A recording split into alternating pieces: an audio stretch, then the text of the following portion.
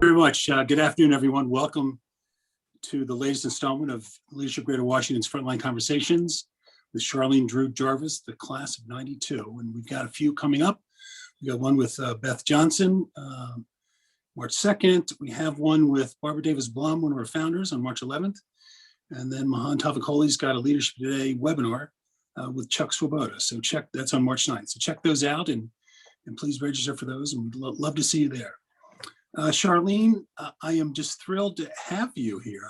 You're somebody that I have known of for quite some time, somebody I've admired for quite some time, somebody I've gotten to know over the years, and I'm just thrilled that you're here with us. Earlier you had said you're on 4 Zoom calls today. So what are you doing now? Why are you so busy? Well, I am busy because I want to stay connected, and because there are so many problems that we can solve. And I will tell you that old saying that you get wiser as you get older, I think is absolutely true. So I'm on the board at Oberlin College, which is my alma mater, where one of my grandchildren is now enrolled. I am on the board at the University of the District of Columbia because I think it is a critical component of the 14 series year in education for students in the district.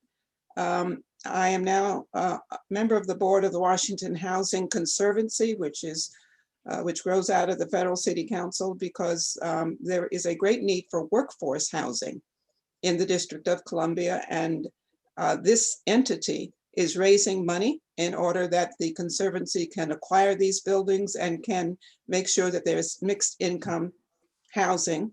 And of course, it's Black History Month, so I get a chance during Black History Month to talk a little bit about blood and about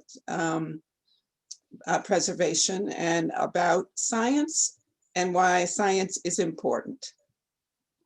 Well, we're going to get to blood in a little bit, but you've had a very distinguished career, and as one of the people on the call said, the great Charlene Drew Jarvis. What are you most proud of? I would be most proud if my husband picked up the phone. Because the phone is not up here. All right. So what am I most proud of in terms of what I did on the council? Just any professional accomplishments. Okay. So my career started out in science. I was a neuroscientist at the National Institutes of Mental Health in Bethesda. My father was a research scientist. I think part of the reason that I became a research scientist was that I had that as a model. And we were interested in how the brain processes information. How do you know what something is? How do you know how to describe it? What parts of the brain take that kind of information? And so I learned very advanced techniques of removing the brain and recording from single cells in the brain and looking at neurochemistry and anatomy in the brain. And I did that for a number of years, almost 9 years. And every morning that I got in my car and drove to NIH, I thought, gee, this is 1978. Why doesn't somebody do something about the recovery of our city after the riots? I kept asking myself that question, and I finally decided, well, maybe I should be involved in doing something. I'm a native Washingtonian. I have an obligation, and I can bring some science skills to problem solving. So I left science and came into public life by running in an election with 15 other people, and I had no prior history in politics, nor did anyone else actually in this city very much. And won because I got the support of Arrington Dixon and his wife Sharon at the time. And I got appointed to the very committee that I wanted in order to do economic development. And I thank Arrington for that. And I began to tackle the problems of banking redlining, for example, which made it very difficult to get dollars flowing into parts of the city that were predominantly African American and small business, and to really put some pressure on the banks as they came into the District of Columbia, to make sure that there was a community reinvestment plan that focused on those neighborhoods. And I will say that when I left science and came into politics, I discovered that these two fields are very different. And in science, you're expected to have a very high level of ethics and a very strong desire about saving the public with your science, and your motives are very seldom questioned. And then you enter the field of politics and you decide that the screen through which people look at politicians is not one like the screen through which people look at science. And so the motives are questioned, and your reasons for acting are questioned. And so I always just hewed to the problem. What's the problem? What's the solution? Let me find it. Let me talk about it. And let me get reelected so I can really continue to do it. Well, the banks were going to merge. And what's interesting about the District of Columbia is that we have the rights of a state in some instances. And the Glass-Steagall Act that was enacted in 1933 after the Depression said that the District of Columbia could be treated as a state for the purpose of recommendations to the Office of the Comptroller of the Currency on bank mergers. So I discovered I had some power as a local elected official to call bankers from North Carolina and New York in and say, if you want the support of this city in your application before the Office of the Comptroller of the Currency, we want a community reinvestment plan. You have to put more women and minorities on your board. You have to put more money in African-American communities. You have to put more banks in African-American communities. And this was a bit of a startle to the white-haired men who came and visited us, a local elected official, a woman at that. But we did get a community reinvestment plan done, and we did get people of color on boards, and we did get women on boards, and we did connect the small business community to bankers in a way that made some of them successful. So that was one of the almost the first kind of thing that I thought of, because we had the opportunity of merger. So making that jump from science to politics, did you have any hesitation? Did you, I mean, that's quite a career change there. And then you're right that people do view science and politicians very differently. So, well, it was quite a career change. And honestly, I felt in a way that I was leaving science, which was what my dad did, in order to address really in front of me problems. Science is quite a taskmaster, and it takes time to get to the end of a period where you really realize what's going on in your science. And I thought, well, we can't really wait for that. We can't wait another 20 years or another 10 years for our city to be reborn after the riots. Those were riots that I saw with my own eyes in my own community on a day when I could not find my children because they had been taken from school by their teachers. And when I could look out my third floor window on Girard Street Northwest and see the flames, I saw that. And then I saw the destruction. So it was very hard for me not to pay attention to that and decide that I wanted to do something about that. I will tell you that now that we're in the middle of the COVID crisis, I do wish that I had some connection to my laboratory again, because the impact of COVID on the brain is a very, very interesting subject. Even when people survive COVID, the brain disorders that result are startling and continue. So I really wish I had access to my laboratory during this period of time when we're in such crisis. So back then, did you think, because I never did you think that the H Street corridor, the U Street corridor, the 14th Street corridor would become these vibrant centers that they are now? I mean, it really was, the riots were devastating. the riots were devastating, and they devastated certain communities. Yes, and yes. that was the concern. And I did not imagine what we are seeing now. And it took a long time for what we are seeing now to evolve, and it matched the return to the city that we are now experiencing. And in a sense, the return to the city has a lot to do with a younger generation. We didn't usually live to see through the younger generation, but now we are. And now we can see the ebb and flow of the young as they grow up and as they come back to the city. And that has created a lot of this push.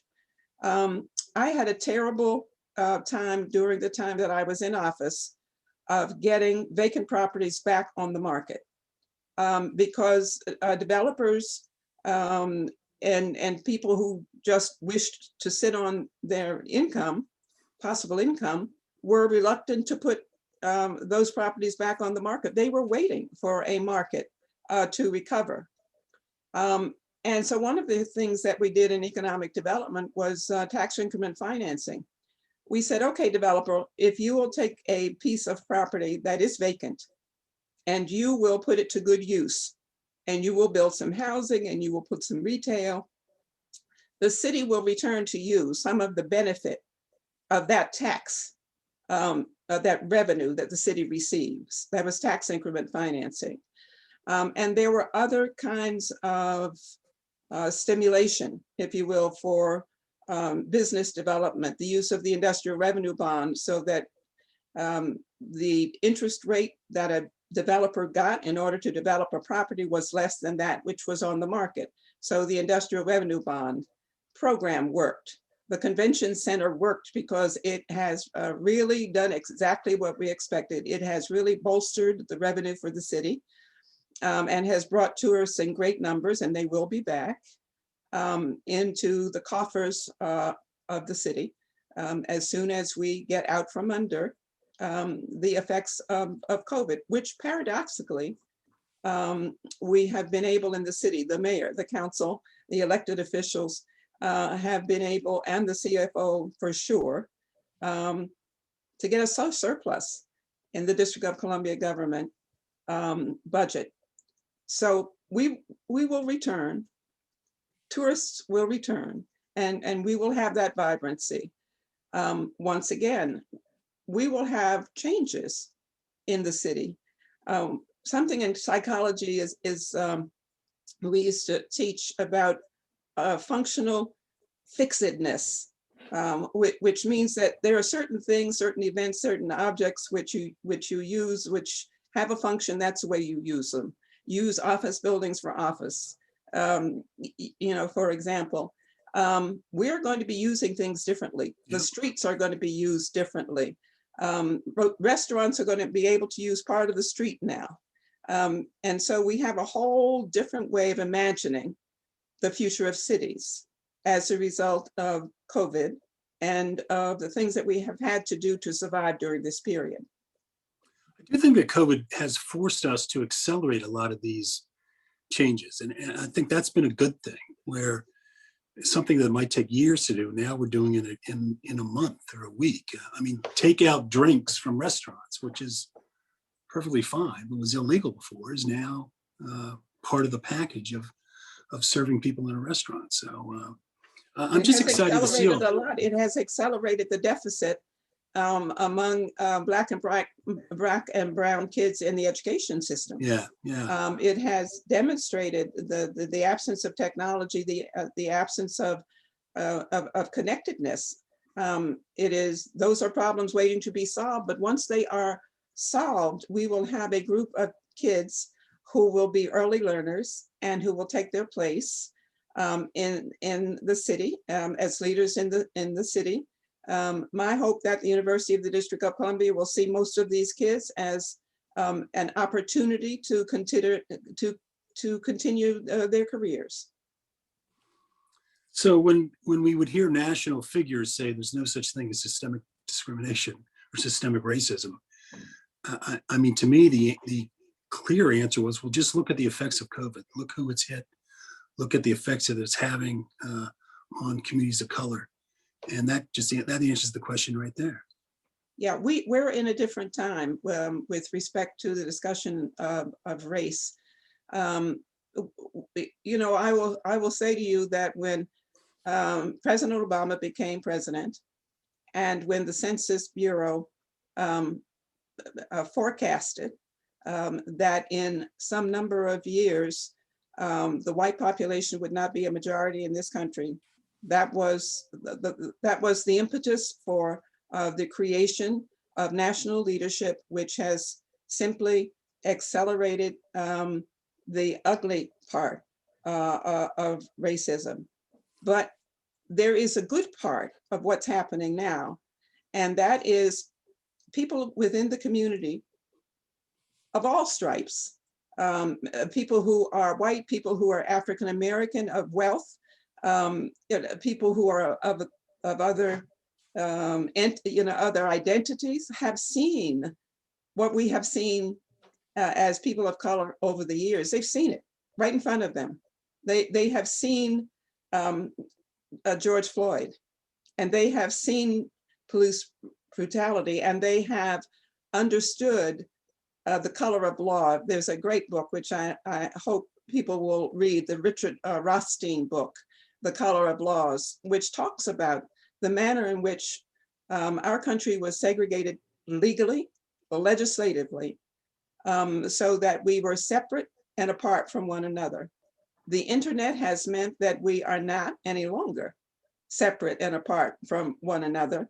And we have an ad council who sees that Black and brown people are a part of the revenue stream of businesses, and those businesses are anxious to make sure that they have continued to say to people who are Black and brown, we know you're part of our revenue base and we see you.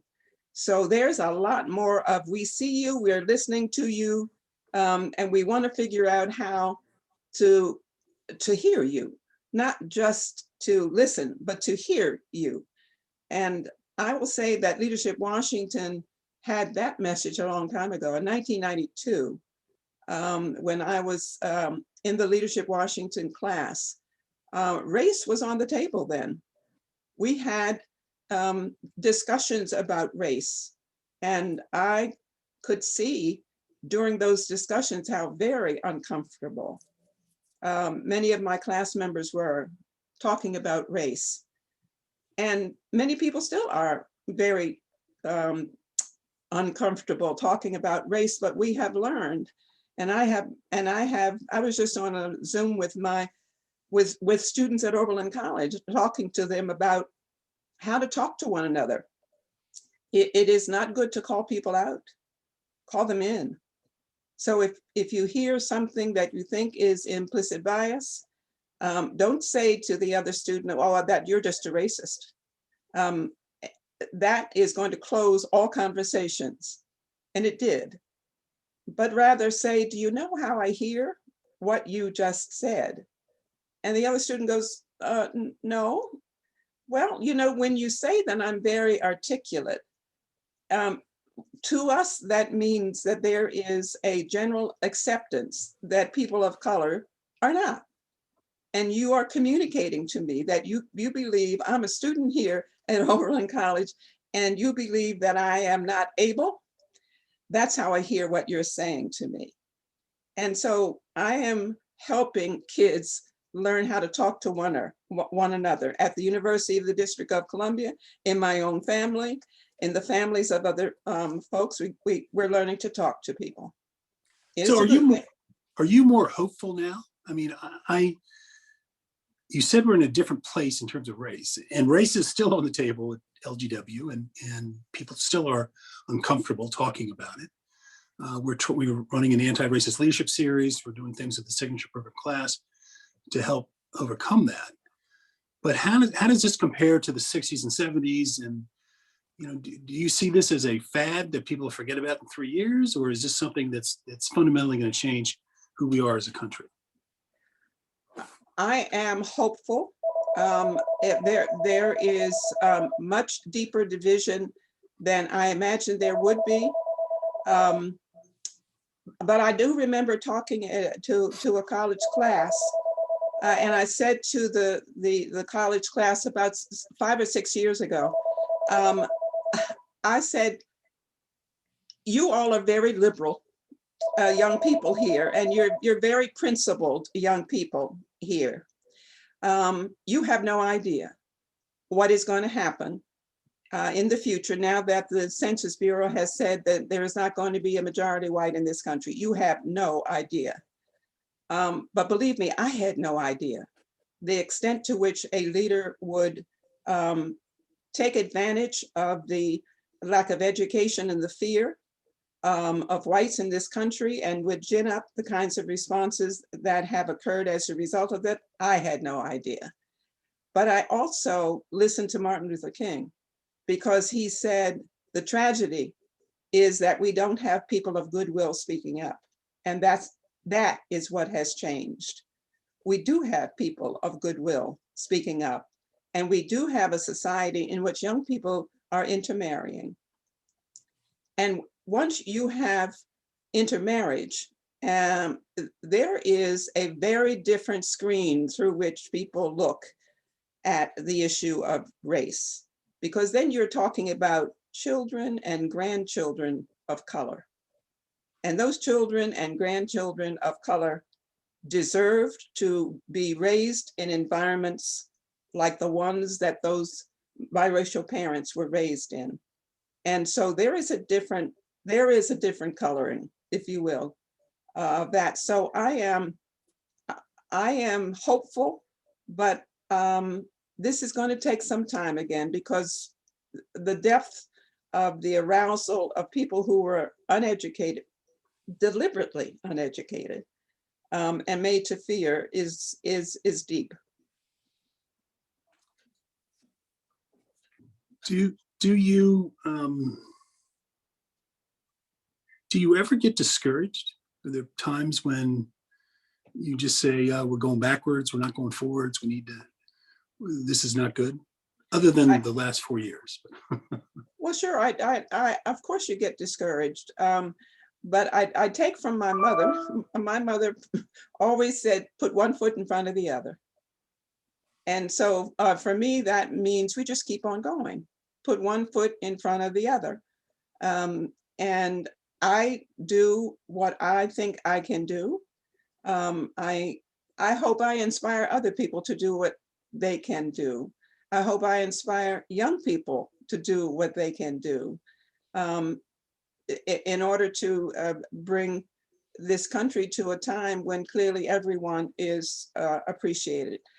I hope people learn again about the 14th Amendment. And if anybody has not yet seen the Netflix series called Amend, it is a 4 or 5 part series about the 14th Amendment to the Constitution, which is the equal rights part of the Constitution.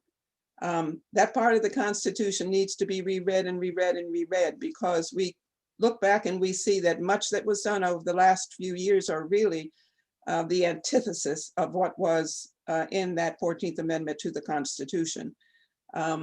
We now have an Attorney General who pays attention to that. We now have an administration that pays attention to that. But further than that, if you look at the people who are experts who speak on television frequently, in every field that you can imagine, there are people of color. They are prosecutors, they are scientists, they are historians. And once you begin to get people of color of all stripes into leadership position, those are the people who are going to help change the world. How's your faith in our democracy? Did you ever get discouraged about that? Are you ever worried about that? I got to say, I was very disheartened when the person who incited this takeover of Congress, of our Capitol building, was not convicted of impeachment. And to me, hundreds of years from now, whenever it happens, when we stop becoming a republic, we become an empire, whatever we become, I think people are going to look at that day and say that's when things were allowed to happen, and that's when people said this stuff is okay. It really worries me. Well, I think what it indicated to us is that democracy is a notion. It's an agreed upon notion. People agree that we need to be a democracy. And as soon as we begin not to believe that, that's when we have a problem. But I will say that democracy won out because the election, the acceptance of the electors went on in spite of it. Joe Biden became president of the United States of America in spite of the fact that there was an assault on the Capitol and on the very lives of people in the Capitol. The electors were approved and Joe Biden became president of the United States of America. We have hard sledding ahead, but I am convinced that we are having a review of what it really means to live in a democracy in America. We are having an understanding of what it means when people are hopeless and do not see a future for themselves. And a lot of that has to do with the future of work. A lot of that has to do with the fact that people are isolated from work because technology is replacing them, because corporate leaders have chosen tax reductions in other countries rather than supporting the workforce in this country. We understand that people are killing themselves because we have not, and the business community nationally has not accepted a responsibility and says work is critical to the people in the country where I make money. And I accept some responsibility to make sure that they're being trained and retrained and brought back into the workforce and trained in urban communities for the workforce as well. So we need social entrepreneurs who are heading these corporations. We need young people who are being trained now in business to be social entrepreneurs. We need them to do good as well as doing well. We need them to reach out to others and extend that sort of dignity of work and understand they've got a responsibility to do that. You're right. If a lot of it is job-based, work-based, a lot of the anguish in the country. And some people, as you said, they just feel hopeless. They feel there's nothing's going to turn around. It's never going to get better for them. And the corporate world has a real responsibility. Mark Burgell from A Wider Circle preaches that all the time. He's on a mission to end poverty. And he really has come to the conclusion that if you want to end gun violence, if you want to end poverty, if you want to end whatever, you've got to have the work environment to support people so that they don't have to resort to these other things. That in some neighborhoods, the only option is to sell drugs or sell yourself or whatever. And the corporate world's got to step up in a much different way, I think. And we're starting to see some of that. That's the conscious capitalism that people are talking about.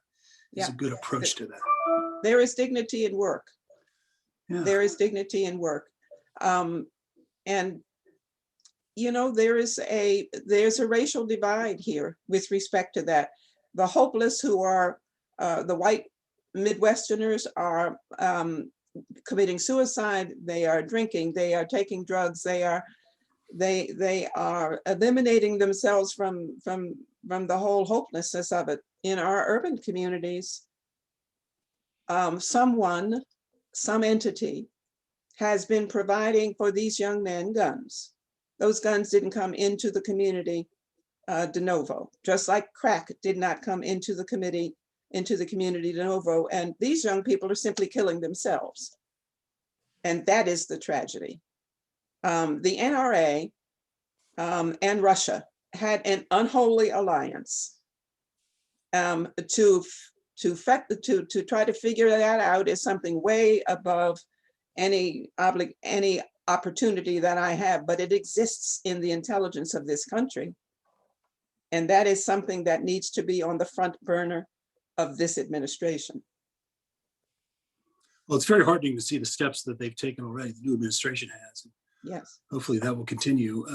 What are your thoughts on gentrification? We had a comment from someone that every time they drive by 14th and U, they just feel a sense of loss for the African-American families that are no longer there, that have been displaced by whites moving into the city. And some people said, if you look at every problem in the district, it all comes down to gentrification. Well, as I said, I think part of what we're seeing is the population, the younger population, which is moving to cities. I think that part of what I would recommend to people who are selling their homes is not to, is to hold on to their real estate, is to lease their properties, is to get the revenue from their properties, or is to gather together with other neighbors and a nonprofit houser to figure out how, if in a block 5 or 6 homeowners got together and sold their properties to a co-op that wanted to develop a larger facility, that there would be some unique way of doing that in order to preserve the housing that they were in, that they can now live in with other people in their communities. We need some more creative ways of keeping people in their homes, and of keeping them in their homes in a way that allows them a revenue stream to remain there. But we need to be looking at those, we need to be educating.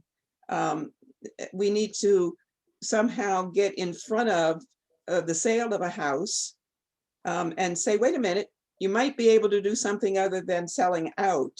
You may be able to figure out how you can become, a lessor. If you can't do it, get a nonprofit to help you do that. The properties are being sold because the money is available, but the lease cost of that is also available. So I'd like to see much more education of people before they made a decision to simply sell out. I happen to have 2 properties. I get weekly calls about sale, weekly calls about sale. With the intent to tear down and build new, or what do they? With the intent to buy the property, period. Okay. And why do I resist those calls? Because I want to stay, but I can afford to stay. Others can't, but they can if they worked with a nonprofit that helped them figure out how to make a lease cost out of their home rather than selling their property. And that's the kind of thing that I think nonprofit housing people can do. And that's more affordable for the people who are coming to live into the city as well. It's just, yeah. I got my start in politics in the city of Rockville because I grew up here. I loved Rockville, loved growing up in Rockville with my family, and I couldn't afford to buy a house here. I couldn't afford to stay here. Yeah. So that's what got me involved in trying to do things to create more affordable housing. And there's a whole generation of people that want to stay, that grew up in the district, want to stay here, but don't know how they can afford it. And I think that's a big challenge. It's taken quite a bit of money. Well, that's why I work with the Washington Housing Conservancy, because they are identifying properties within the region and in Washington where the Conservancy is acquiring the property. Those people who are in the property will not be displaced. And people who come into the property after the ownership of the Housing Conservancy will be people who meet some income criteria. And it will be mixed income housing as well. So we'll be housing for low income and middle income people, because there is a need for both.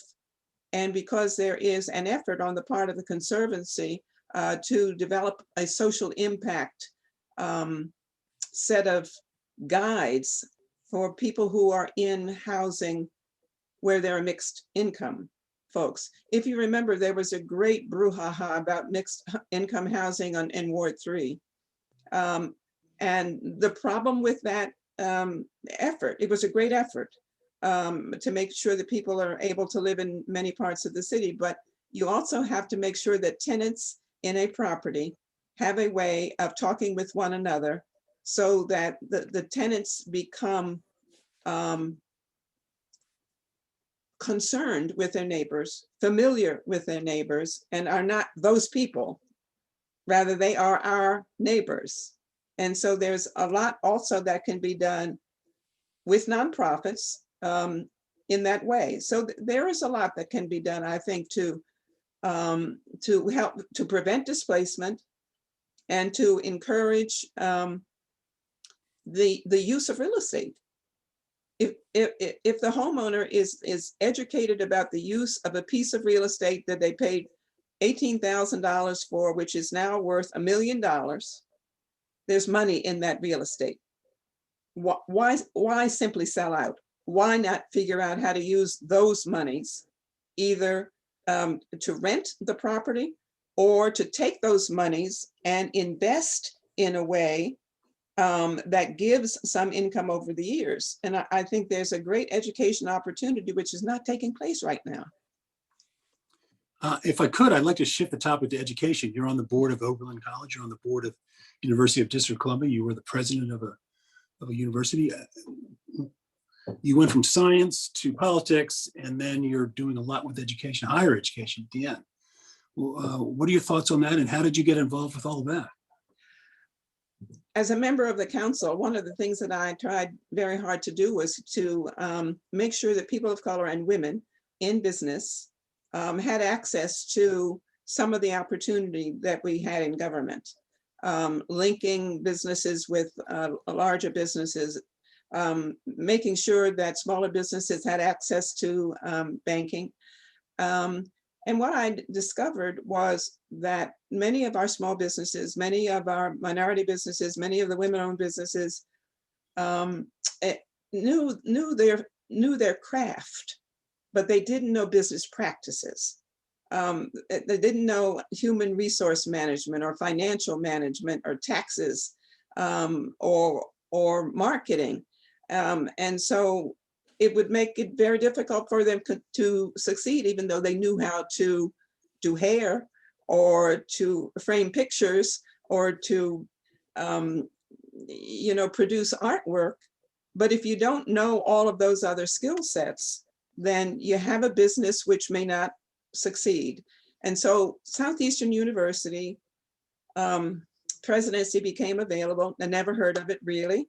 I found out it was one of the 4 universities created by the YMCA in 1879 in order to help people who were coming from the rural economy into the industrialized economy by teaching initially accounting. So I said, this is the place where all of those small businesses can come and they can learn to do business processing and understanding taxes and marketing and human resource management and accounting and all of those things that are necessary in order to make businesses survive, whether they're for-profit or non-profit businesses. And that's the reason that I came to Southeastern University. And Southeastern was a small university. Its students, many students flowed into the university from east of the river.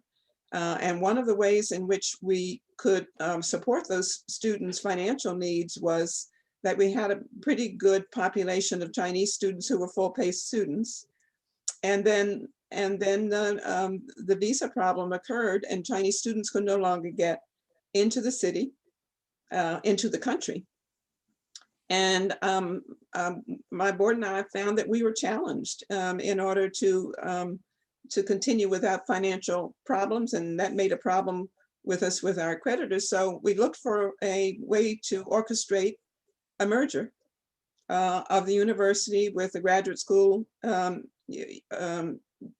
was responsible for the continuing education of many federal government and DC government employees, because we needed to have the resources which they had to survive, and they needed to have an accredited university where some of the students who were in continuing ed could finish their schools. So that's what happened at the end of that trail.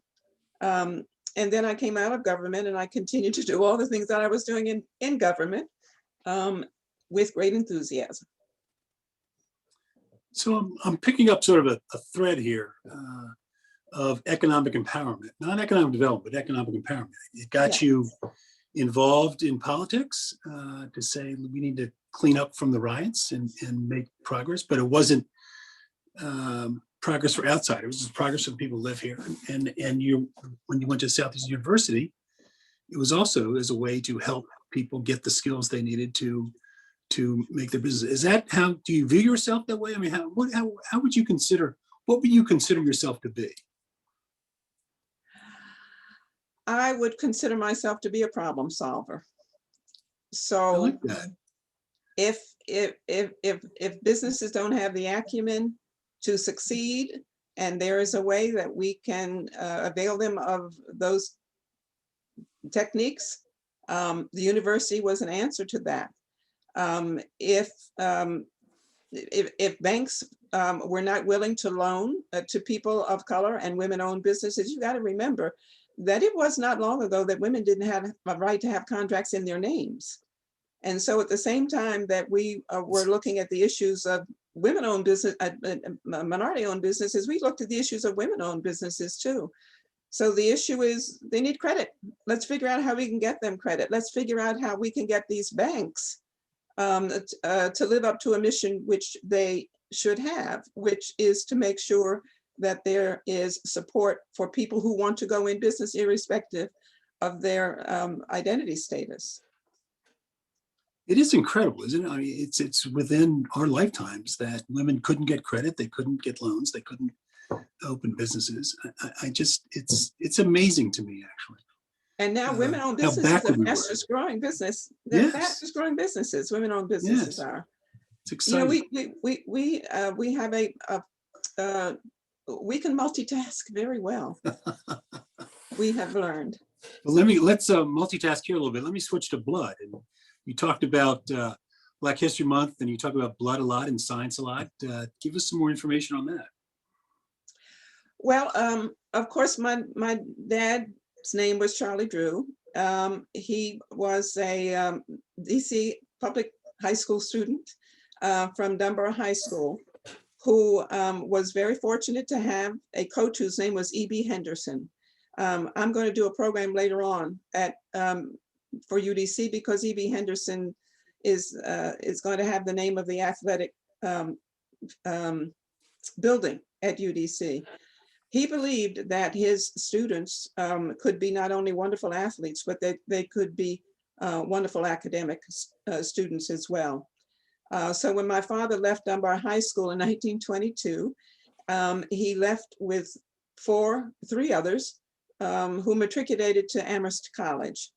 Bill Hasty became the first federal court judge in the country. Monty Cobb became the head of the Department of Anatomy at Howard. Mercer Cook became the ambassador to Niger. These were the people who graduated from Dunbar High School. My dad's sister died in 1918 from the flu, and that stimulated his interest in medicine. He went to McGill University to medical school. He applied to other schools in the country, and of course, other schools in the country, if they admitted Blacks, had one Black per year that they admitted. My dad went to McGill Medical School. He was there during the Depression. In the senior year, he was uncertain whether he could finish because his dad was not able to provide the kind of support that he needed. And the Rosenwald Fund came to his aid with $1,000. And because of that $1,000, he was able to complete medical school and to go on to Columbia University to earn a Doctor of Science degree in surgery. He was the first African-American to earn such a degree, but he was a problem solver. And what was the problem? The problem was that in transfusions, person to person, those transfusions weren't always, they didn't always go well. The blood had gotten old, the blood had coagulated. There was not good typing between the two. And he said, we got to solve this problem. And so his research for his Doctor of Science degree was entitled Banked Blood. And what he did was to figure out how blood could be preserved and how the plasma taken from blood could be preserved. So refrigerated blood first appeared as a result of his work, and he had carefully titrated, as a scientist would, the temperature, the length of time, all of the variables that affect the stability of blood had to be studied in order to determine how long to store the blood, how fast to store the blood, etc. But one major discovery was that plasma could be removed from whole red blood without the cells. It could be frozen, and it could be, as it was, taken to the battlefield during the Second World War. And there on the battlefield, the plasma was reconstituted and was given to soldiers to save their lives. And because of it, he was named the head of the Blood for Britain project. At a time when the Surgeons General of the United States Army and Navy indicated that the bloods of African Americans and whites were to be segregated. Initially, they said Blacks were not able to give blood, and then they changed to say that they could only give to people of like race. And my dad said, nonsense, absolute nonsense. That is no scientific reason why blood does not flow between people of all ages and of all colors. There's no scientific reason for that. And he came back to Howard University to do the work of training surgeons. And he thought that probably was among his greatest accomplishments. And my mother tells a very endearing story of the time that his residents went to take their national surgery boards.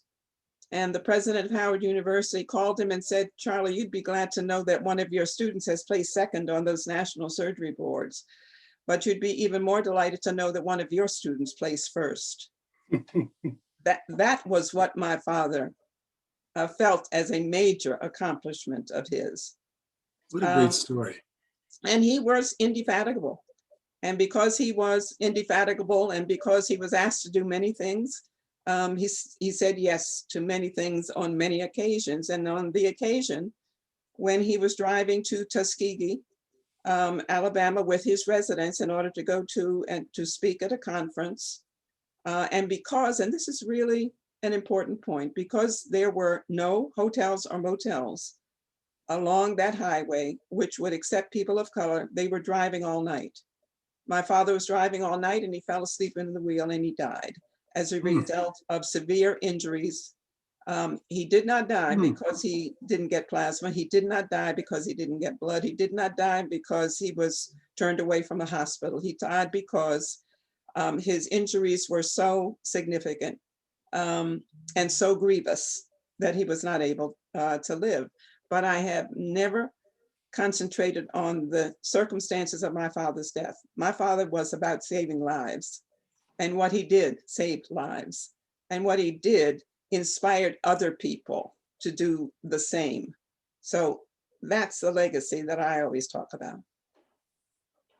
Well, what a great family legacy. What a great legacy you are giving all of us here in the Washington region, Charlene. I can't thank you enough for your time. We could do this for hours. I know you'd be tired of it, but it's just fascinating. I really, really enjoyed this conversation with you.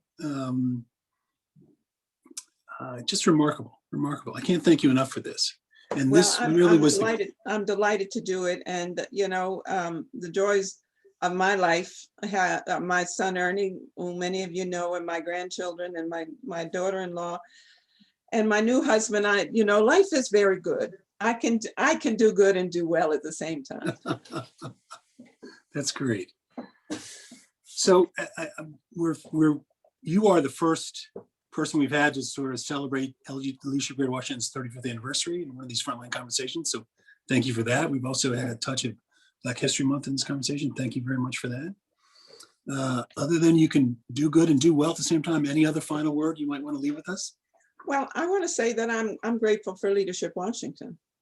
I remember very well the role that John Tidings and Barbara Blum played in the creation of Leadership Washington. I remember well the feelings that I had about being in an organization where people were free to feel a little bit vulnerable. And as a result of that, the bonding that occurred within each of our groups was such that those bonds lasted for a very long time. So anytime I see anybody from my leadership group, there's just, there's a little bit of serotonin pleasure that occurs because that is a person that you went through some times when you were willing to expose yourself a little. And Leadership Washington should be glad that it has established those kinds of connections across the race, across the gender, across age groups, and it has made a significant contribution to the city. We are the most diverse group in the region. We are the premier leadership incubator in the region. We're very proud of that. We're very proud of the organization, of the members. I'm very proud and fortunate to be able to play a role with Leadership Greater Washington at this point in my career. It's been, it couldn't be better, I gotta say. It's just a wonderful group of people to be with. I was glad to see you accept this role because people who have been in concert with others, as a politician does, as politicians do, are accustomed to the outreach, are accustomed to putting people together, are accustomed to solving problems, are accustomed to being accountable. I thought that therefore your willingness to take this on was just even further part of your commitment to public service. Oh, that's very kind, Charlene. I appreciate that very much. Yeah. And I describe myself as a community builder. So you're a problem solver, I'm a community builder. I'm always finding ways to make people proud of where they live and work. Yeah. And I'm doing that with Leadership Greater Washington, and it's been a real blessing for me. So yeah, I like that description, community building. yeah. I might say that I'm a community building problem solving. I like that. I think that whole thing is quite good. Thank you for that. I love that. We're a problem solving community builder, either way. Yeah. It's been great talking to you, and thank you for all of the people who decided to take time out from their busy days to watch. I'm seeing some of the names, and I love you all. Thank you. And you're getting a lot of shout outs in the chat. So yeah, Charlene, thank you very much. I can see in the chat. Thanks, everybody. Thank you very much, Charlene. And for everybody who's joined in, please remember we've got some more of these coming up in the next couple of weeks. And I want to thank PNC Bank for their sponsorship of this series. We're very fortunate to have them as one of our sponsors. So Charlene, thank you. You have a great day. Huh? I really appreciate your time. Too. Everybody else, have a great day. Thank you. And we do have a survey that we're asking people to fill out. So we will leave the chat open just for a little bit so you can fill out that survey. So please help us out that way.